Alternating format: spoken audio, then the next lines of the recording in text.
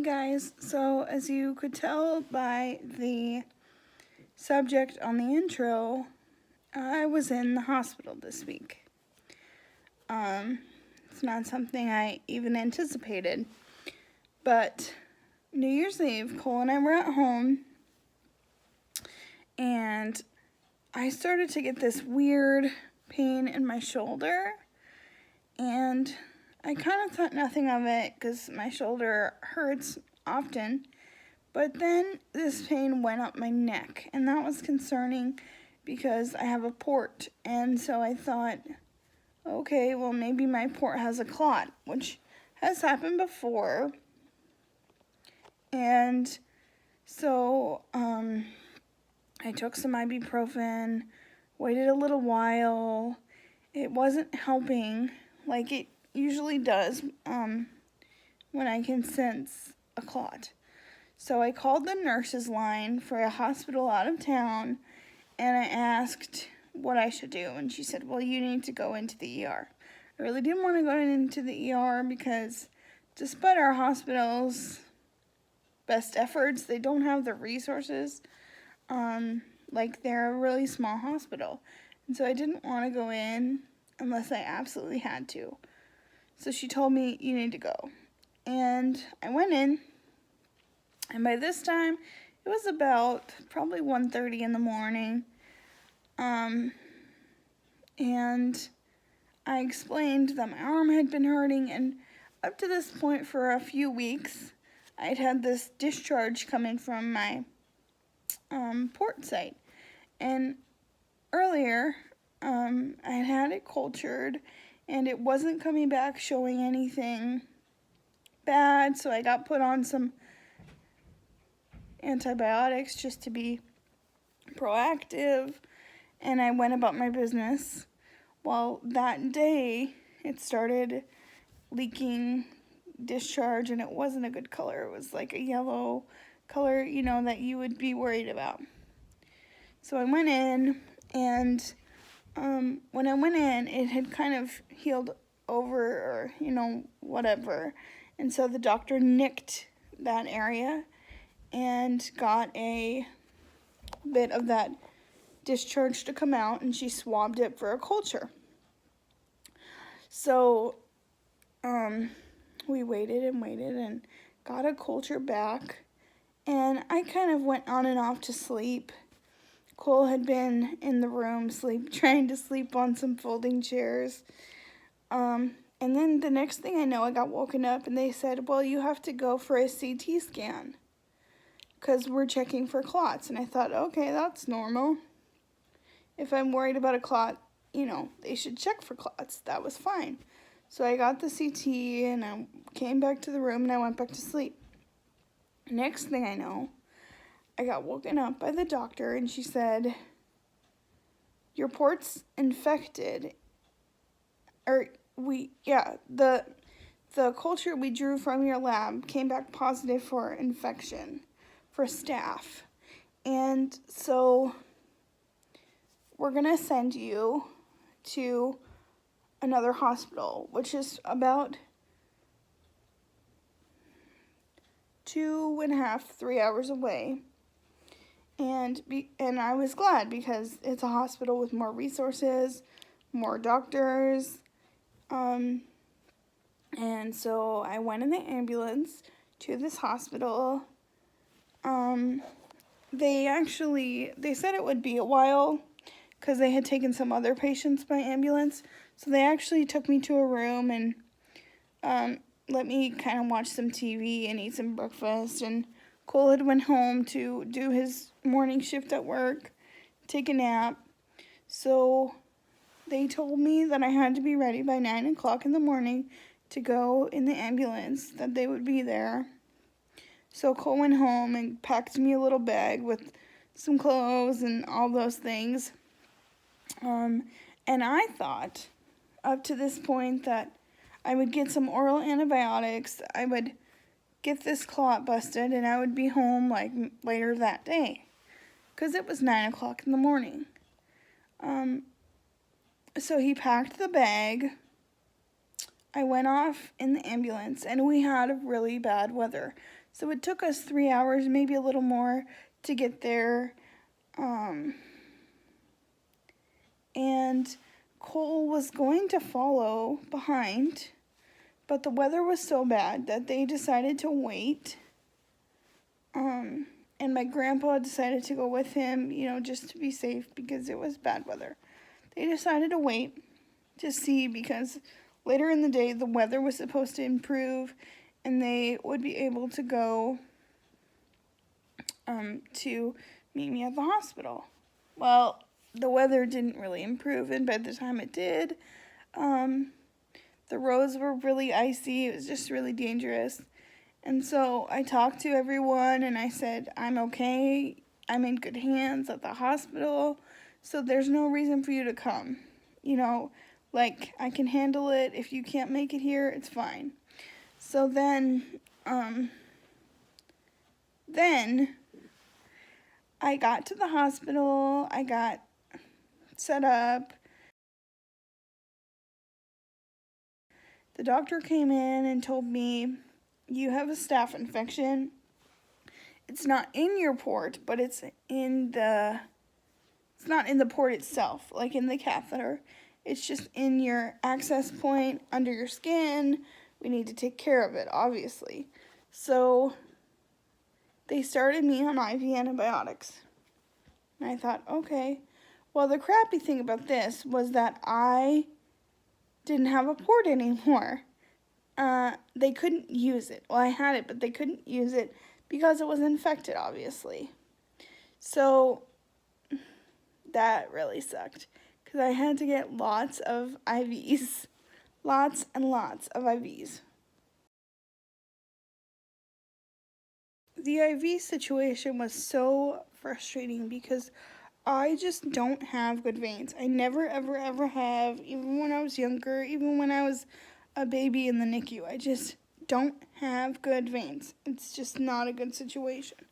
And so I knew that this was going to suck because the reason that I have the port is because, number one, of course, I do these IV antibiotics and I do iron transfusions and all the things, and I just don't have good veins. And so I could go and try to get 5-6 pokes to get labs or blow an IV every hour or sometimes it's every hour or even just once or twice a day, which nobody enjoys, of course. Or I could have a port which was automatic access every time. It's 100% guaranteed it's there. Of course I'm going to do that. Why wouldn't I do that? And throughout this point, I was updating family on our Instagram and on Facebook.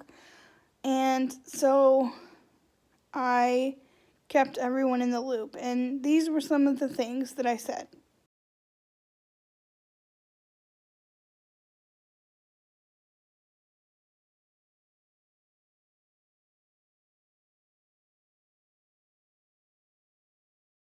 Day 2 in the hospital was the day that I finally had to get my port removed. Obviously, if it's infected, you can't leave it in there. For those of you that don't know, a portacath or a power port goes directly under your skin here, and it gives direct access to your heart, basically major parts of your body. If it gets infected, that infection can spread to your bloodstream like that. It can be bad, and so you can't leave it in there. You just can't. So they took it out. They did surgery to remove it, and that went pretty well.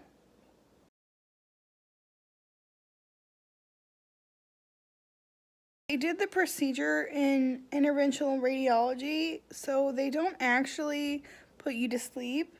They give you some medication, Versed, to help you relax, and I fall asleep with all those kinds of medications. Narcotics, Versed, even Benadryl will knock me out. So I'm really sensitive to those things. I fell right asleep.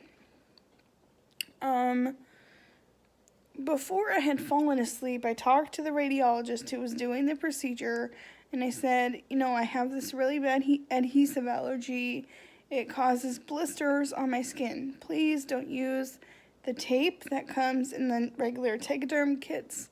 Don't use the Tegaderm. I said the only thing that's safe on my skin is paper tape. No Steri-strips, nothing. And of course, they're removing something. It's going to be an open wound. They have to close it. And so, understanding that, we discussed what the least detrimental option would be, and it ended up being Dermabond. Dermabond is basically skin glue, and so they put that over the incision. I knew that may or may not be a problem. The last time I had it, they also put Steri-strips and Tegaderm on top of that, and so I didn't know if the reaction was from the glue or from all the other things. So I opted to have the glue. It was better than the worse options. And so I got the glue. I woke up, I was doing fine, feeling good, relieved that that was taken out. So then at this point, the only thing to do was to contain the infection and to check and make sure by contain that it wasn't in my bloodstream, because that's the big danger when you have staph infection, is it spreads. It loves to spread. It spreads easily. And when I had talked to my infectious disease doctor, he explained how the different ways that it likes to spread. And so I had complained of abnormal back pain. I have back pain every day, but this kind was a little bit different, and I attributed it to the bladder infection that I had just finished antibiotics for. I didn't really think any more of that. And he said that could be a sign that the staph is spread, and that the lower back kind of flank area was a popular, common area for staph to spread to. So we were really concerned about it spreading. Me, personally, at this point, I was just exhausted. The medication that they gave me to do the procedure makes you tired, and so I slept for most of the day. The doctors came in and poked me for labs and did vitals and all of that, and I would just give them my arm. I would hand it to them, and I would fall back asleep. I just could not stay awake. People were calling me and texting me to make sure I was okay. I couldn't answer them. I was too exhausted, so I made videos to send to people, updating them on what was going on, because that was the fastest, quickest, easiest way to get the information across, because I could not see straight on my phone to text everyone who was concerned. After my procedure, they explained the testing to me that they had talked about doing, and said that if these cultures came back, and these cultures were from the ER in Devil's Lake, my hometown, because they take 48 hours to grow bacteria and find out what it is. So it takes the whole 2 days until you find out what's going on. So if the cultures turned up to show certain things, we would do an echo, an EKG, and an MRI to check my whole body, make sure there's no clots. Devil's Lake had told me that there wasn't any, but I felt really good that they were gonna check again just to make sure that they covered the bases. because it's nice to have that extra reassurance, especially because this was a few days later. At this point, I think I was like on my third IV. It was really annoying. I still have bruises on, you can't see them all because of my shirt, on both sides of my arm. Just everywhere. Here, because my veins kept blowing from this medication. And it's a medication that you have to use. It's really strong. It treats staph, MRSA. It's what they use for all of those really hard infections. But the pH level on it is what's bad.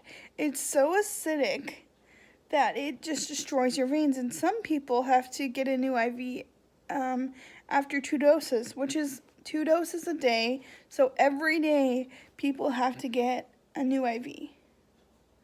I was not about that. And so I asked about a PICC line. It's a line that goes in your arm, goes into your vena cava, and that's where your meds go directly to. So it's not, you don't have to be blowing your veins all the time. At this point, I was running out of places to poke. There wasn't any. There was nowhere else to go. I think the next option would have been my feet, which isn't as big of a deal for me because I don't have feeling in my feet. So if they would have poked them, I would have been grateful because I wouldn't have felt it and it would have been out of my way. Like I could have used my arms. I had IVs in my wrist, particularly my left wrist. You can see the little mark there. And I'm left-handed. And because of my CP, I can't do fine motor things with my right hand. So, like, using silverware, texting, all those things I can't do. I'm so thankful for voice to text. And I'm so thankful for grilled cheese sandwiches because I didn't have to use silverware to eat. So that was my cop-out for that situation that day. But that night, I took a shower, and while I was in the shower, unbeknownst to me, because my IV was wrapped up in Copan and plastic wrap and all that stuff that keeps it there, and keeps it from getting wet, the cap came off. And if the cap comes off, you need a new IV. Your IV is contaminated, it could get infected, you need a new IV. So they needed to give me a new IV. And I was so frustrated because this was an IV that was just put in that morning. And this was maybe, I don't know, 6 o'clock at night. And so at this point, all of the typical people who are around during the day aren't there. I mean, obviously they still have people there that can do IVs and all that stuff. But your options are somewhat limited. And so I got poked. They wanted to get it. 2 pokes later, they finally got the IV started. So then what they do is they push saline in it to make sure it's a clear line and that nothing's wrong. And it felt okay. And so they taped it up. And while they were taping it, I just felt my vein blow. I can't even explain it, but I just felt it. And so I said, can you run another syringe of saline through there just to make sure that it is going? And it wasn't. It blew. It wasn't working anymore. So I had to get another one. At this point, they were asking me about covering it, and we discovered this new type of Tegaderm called Tegaderm 3000, and it's more for sensitive skin, and it worked great. So I was grateful that they were able to find another IV spot kind of in the crook of my elbow on my right hand. So I was glad for that because I could use my hand. I was glad that they had this Tegaderm. So even though I was discouraged about needing all these IVs, I was so excited. Like, you don't understand. For years, I can't use any tape. Even duct tape, if I use it, it leaves blisters on my fingers. So I was so thrilled to know that we had a medically safe option for everything. And they got the IV started, and it worked great. And that was the end of that day.